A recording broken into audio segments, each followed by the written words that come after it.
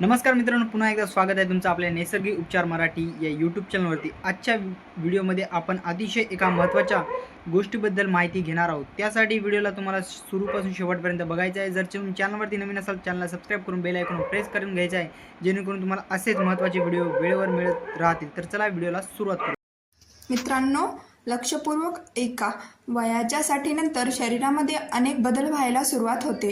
हळूहळू म्हातारपणाची चाहूल लागते आणि त्यांचा परिणाम आपल्या संपूर्ण शरीरावर दिसून येऊ लागतो। पायांच्या बोटापासून ते डोक्यांच्या केसापर्यंत अनेक प्रकारच्या वेदना आणि त्रास जाणवू लागतात। काहींना कंबरदुखी सातवते, काहींना गुडघेदुखीचा त्रास असतो, तर अनेक जण पाठदुखी, मानदुखी किंवा मणक्याच्या वेदनामुळे हैराण झालेले असतात।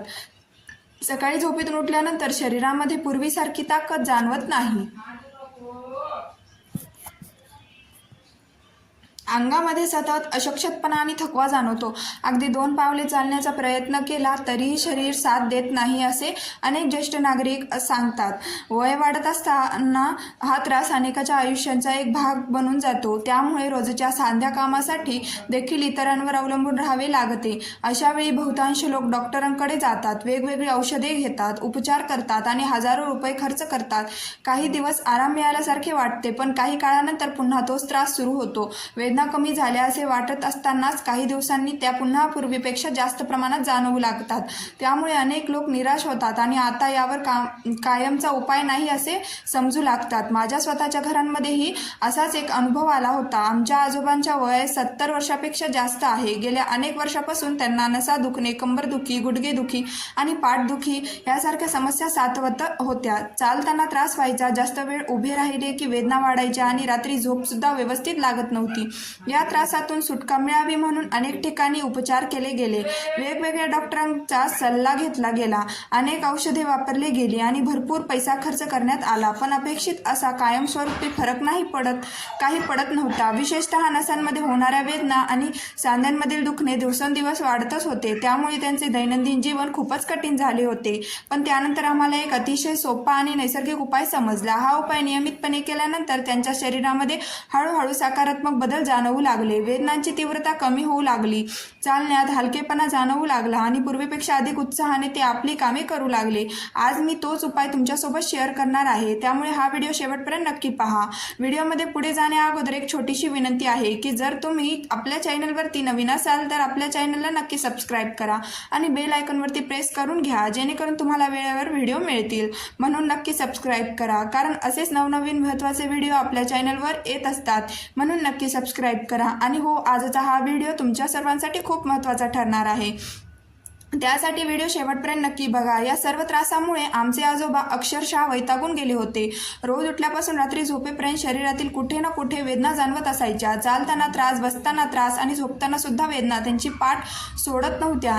घरातील प्रत्येकाला त्याची काळजी वाटत होती। अशाच एका वेळी आमच्या एका जवळच्या मित्राने आम्हाला सोलापूर जिल्ह्यातील एका अनुभवी आयुर्वेदाची माहिती दिली। वयाच्या 90 ते आजही लोकांना आयुर्वेदाच्या माध्यमातून मार्गदर्शन करत आहेत। अनेक वर्षाच्या अनुभवातून त्यांनी काही साधे पण उपयुक्त आहाराविषयक सल्ले दिले होते। विशेष म्हणजे हे उपाय घरच्या घरी सहज करता येण्यासारखे होते। त्यांनी आमच्या आजोबांना काही नैसर्गिक पदार्थ योग्य पद्धतीने आणि योग्य वेळी घेण्याचा सल्ला दिला। सुरुवातीला आम्हालाही फारसा विश्वास वाटला नाही, कारण यापूर्वी अनेक उपचार करून झाले होते, पण तरीही आम्ही त्यांचा सल्ला नियमितपणे पाळण्याचा निर्णय घेतला। काही दिवसानंतर हळूहळू बदल जाणवू लागले।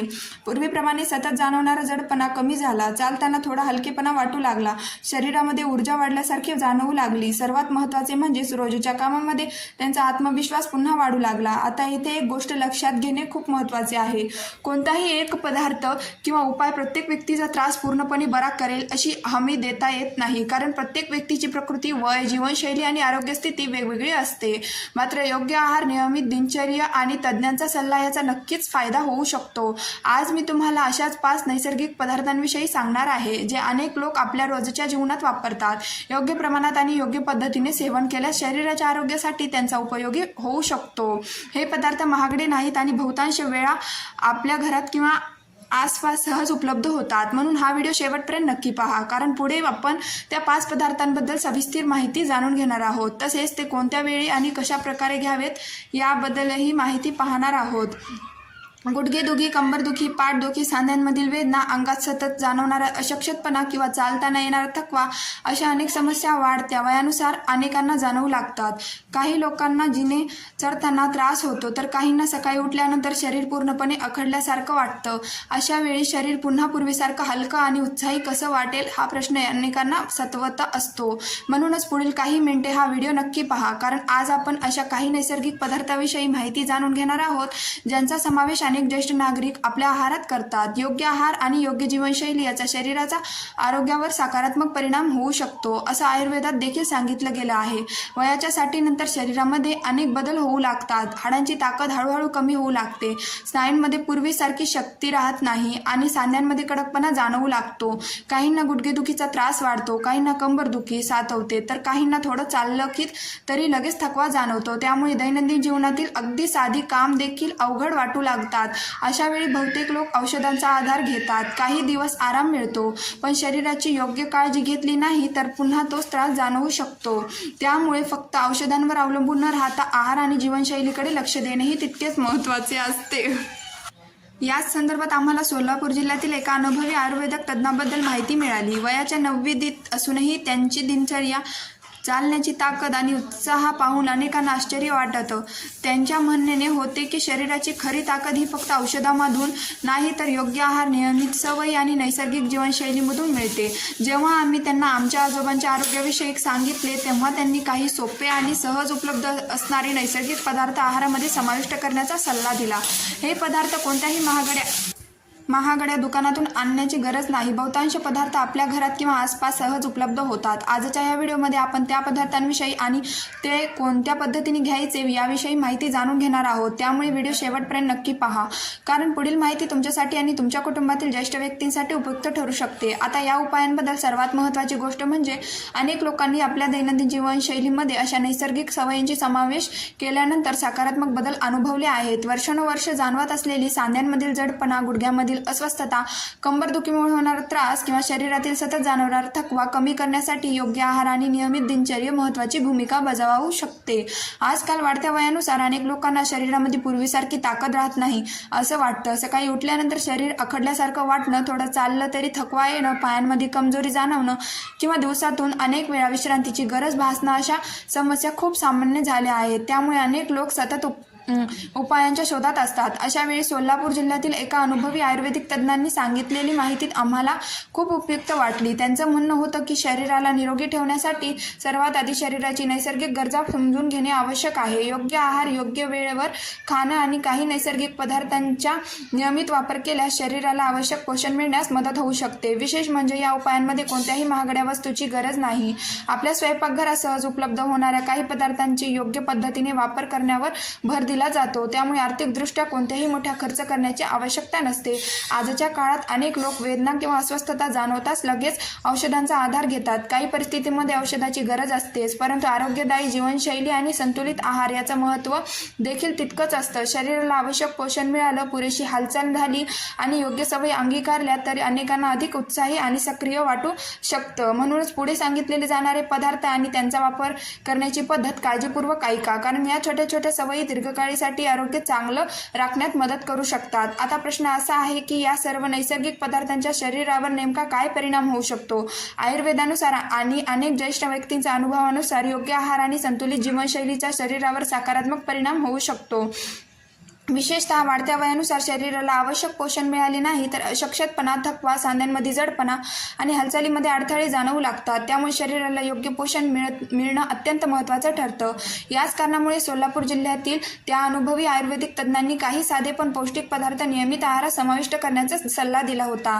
त्यांचं म्हणणं होतं की शरीराची ताकद फक्त औषधांमधून मिळत नाही तर रोजच्या आहारामध्ये आणि योग्य सवयींमधून मिळते. ते नेहमी एक गोष्ट सांगायचे, शरीर ही निसर्गाने दिलेली अमूल्य भेट आहे. त्याची काळजी घेण्यासाठी निसर्गाशी जोडलेले राहणं गरजेचे आहे. त्यामुळे त्यांनी सांगितलेले पदार्थ हे पूर्णपणे घरगुती आणि सहज उपलब्ध असणारे आहेत. आता जाणून घेऊया या उपायांबद्दल. पहिला महत्त्वाचा पदार्थ आहे काळा हुलगा. ग्रामीण भागात आजही अनेक ठिकाणी हुलग्याचा वापर केला जातो. मोड आलेल्या हुलग्यामध्ये फायबर, प्रथिन आणि शरीरासाठी आवश्यक पोषक घटक आढळतात.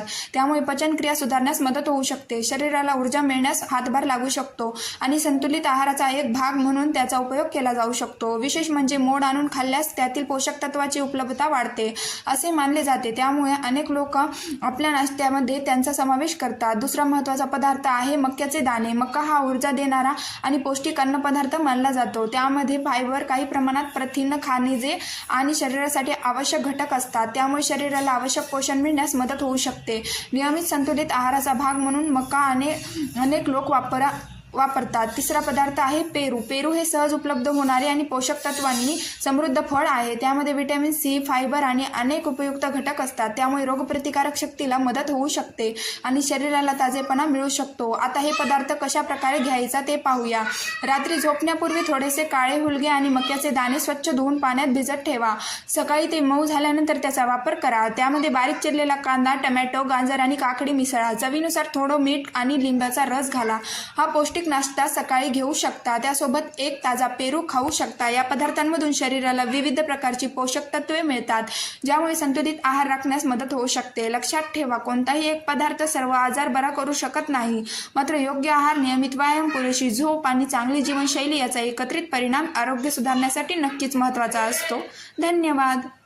आजचा हा व्हिडिओ तुम्हाला कसा वाटला कमेंट बॉक्समध्ये नक्की सांगा आणि तुम्ही आपला व्हिडिओ कोणत्या जिल्ह्यातून बघत आहात ते कमेंट करून नक्की सांगा. आणि हा व्हिडिओ आवडला असेल तर इतरांपर्यंत नक्की शेअर करा, व्हिडिओ लाईक करा व असेच व्हिडिओ बघण्यासाठी आपले नैसर्गिक उपचार मराठी चॅनलला सबस्क्राईब करायला विसरू नका. भेटूया अशाच आणखी एका महत्त्वाच्या व्हिडिओसोबत. धन्यवाद.